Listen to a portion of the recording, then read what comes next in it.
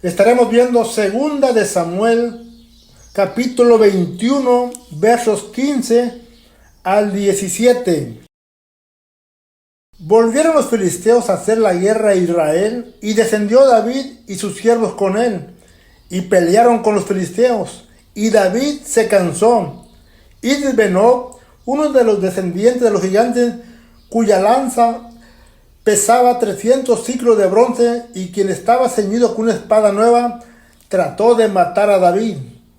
Mas Abisaí, hijo de Sarbia, llegó en su ayuda e hirió al filisteo y lo mató. Entonces los hombres de David le juraron diciendo: nunca más de aquí en adelante saldrás con nosotros a la batalla, no sea que apagues la lámpara de Israel. El tema se titula No apagues la lámpara. La vida de David está relacionada con su valentía. Desde muy joven demostró ser un hombre valiente que no le tenía miedo a nada, a ninguna adversidad, ni a ningún enemigo que se le cruzara en el camino. Siendo pastor de ovejas, defendió a su rebaño de las garras de los leones y de los osos, siempre saliendo victorioso. De los 8 hijos de Isaí de Belén, David era el octavo. Era el más pequeño, y sin ser soldado del ejército de Saúl, David se enfrentó al gigante Goliat, el cual desafiaba al ejército de Israel y lo atemorizaba. David logró una victoria sobre el gigante Goliat. Ya como parte del ejército y como rey, David se enfrentó en diversas ocasiones a los moabitas, a los edomitas, amalecistas, arameos, a los sirios y a los filisteos. Durante su reinado, David y su ejército vencieron a 5 gigantes. Según de Samuel, capítulo 21, menciona que los filisteos volvieron a hacer la guerra en contra de Israel. Y como de costumbre, David salió enfrente, dispuesto a hacer la guerra, a hacer la batalla. Pero en esta ocasión algo iba a ocurrir muy diferente a lo acostumbrado. Según de Samuel capítulo 21, verso 15 dice: volvieron los filisteos a hacer la guerra a Israel, y descendió David y sus siervos con él, y pelearon con los filisteos, y David se cansó. En esta ocasión, las escrituras muestran que David se había cansado. El cansancio de David no era un cansancio por causa del fastidio, de la rutina o de la monotonía. El cansancio que estaba teniendo David era falta de energía, agotamiento físico, fatiga, debilidad. David se había extendido en lo físico, la batalla se había extendido y el agotamiento llegó sobre David. Y es ahí cuando uno de los descendientes de los gigantes le sale al encuentro.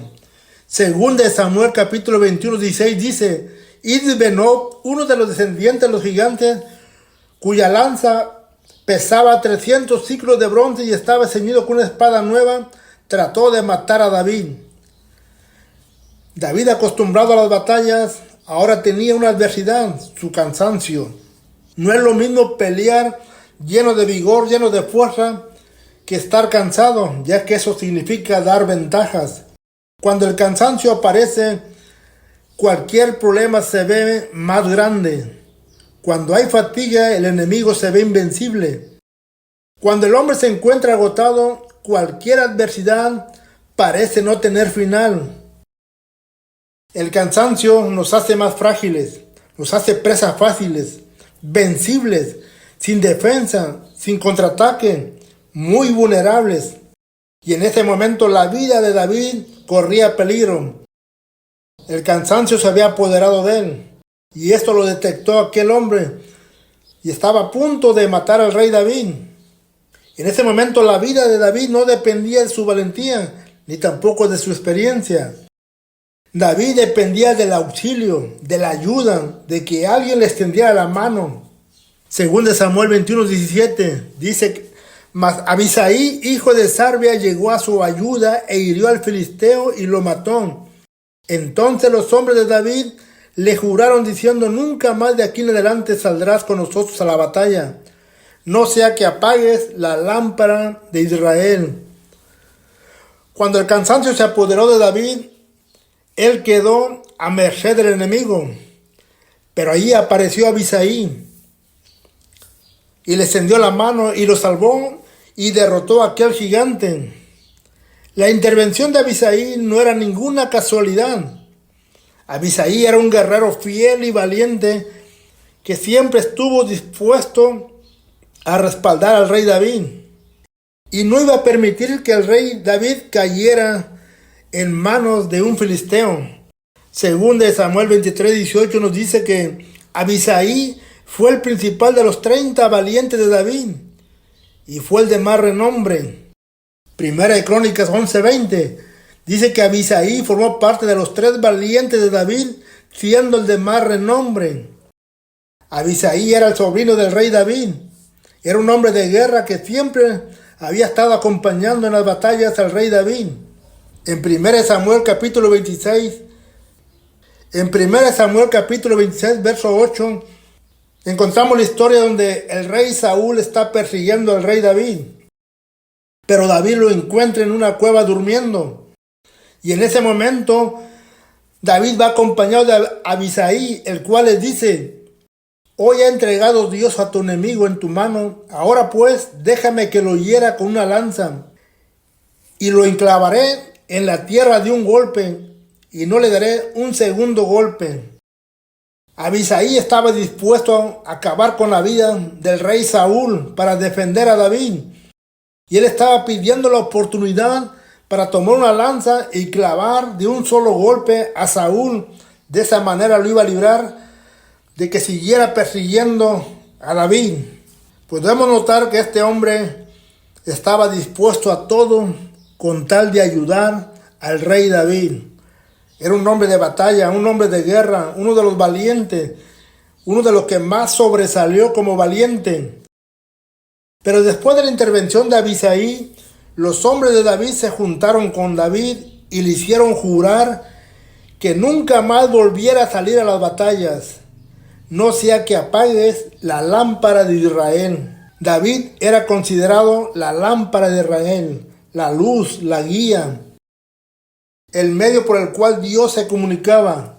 En 1 Reyes capítulo 15, versículo 4, Dios había prometido que siempre iba a haber lámpara en Jerusalén, refiriéndose a los descendientes de la línea del rey David, destinados para sentarse en el trono de Dios.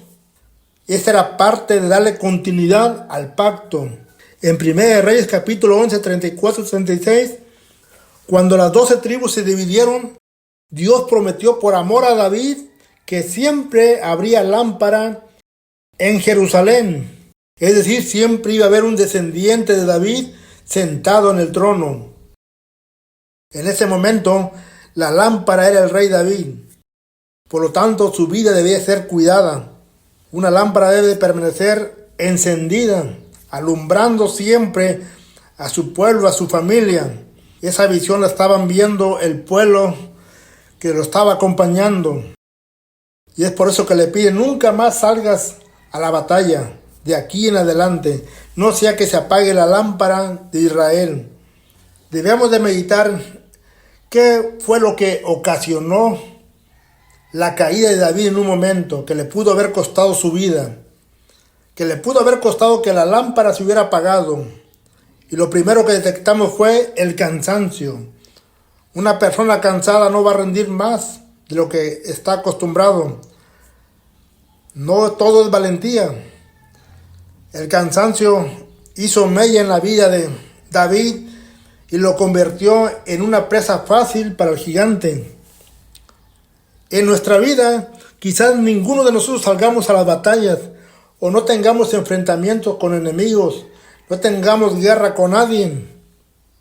Pero como creyentes, siempre tendremos adversidades, pruebas, luchas. Y muchos de estos acontecimientos producen cansancio en la vida de una persona. Y es ahí donde debemos de meditar, tener el cuidado y ver lo que a David le estaba ocasionando el cansancio para que a nosotros no nos suceda lo mismo. Muchas de las personas adultas de las congregaciones están muy acostumbrados a ser siempre muy activos.